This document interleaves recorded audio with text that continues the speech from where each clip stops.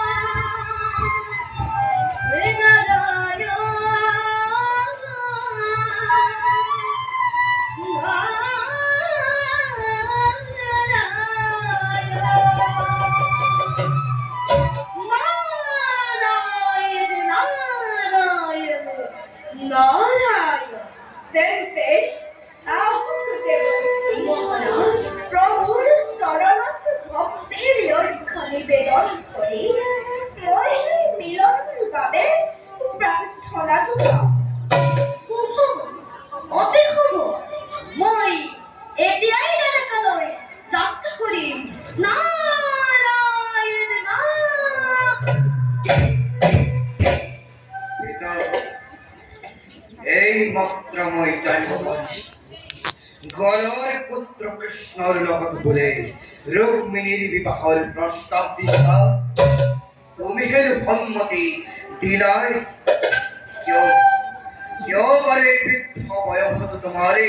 এই অদুর্মতি উনি তোমাকে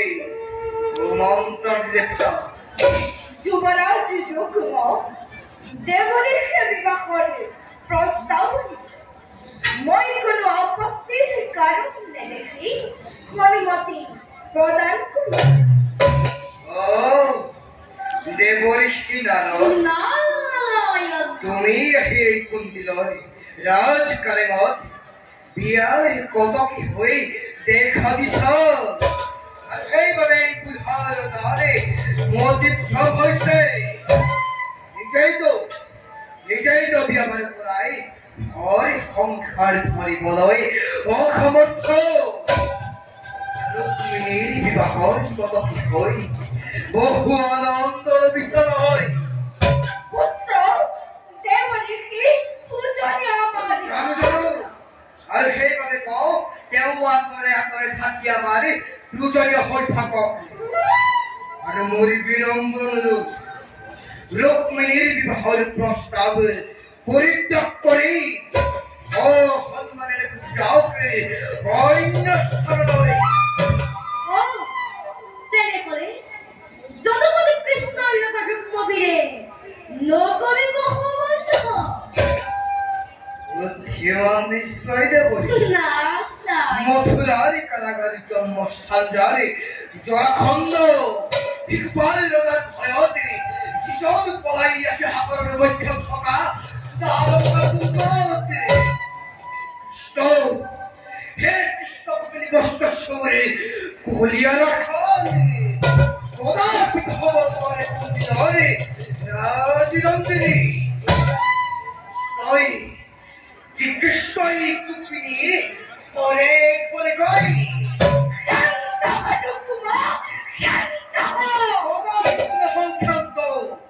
নুয়ারা করিব তুমি অন্তরুদ্ধ এ বৃদ্ধ দেবরীক্ষের কথা হলি জীবনের হেক বয়স হতে হতিল তোমার আগে মগজর বিক্রি এইভাবে চিত্তবান বলি ভাবিত কৃষ্ণ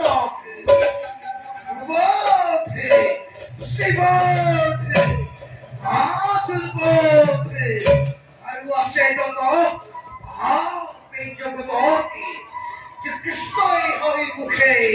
করিব পারিছে হে মহাপতিলম্ব কৃষ্ণকে উদাপি দুরকরুদানে প্রাণর ভক্তি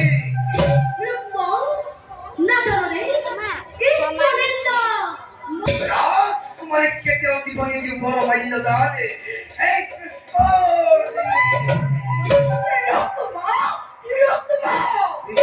ঘর বিধর রানী থাকে ধরি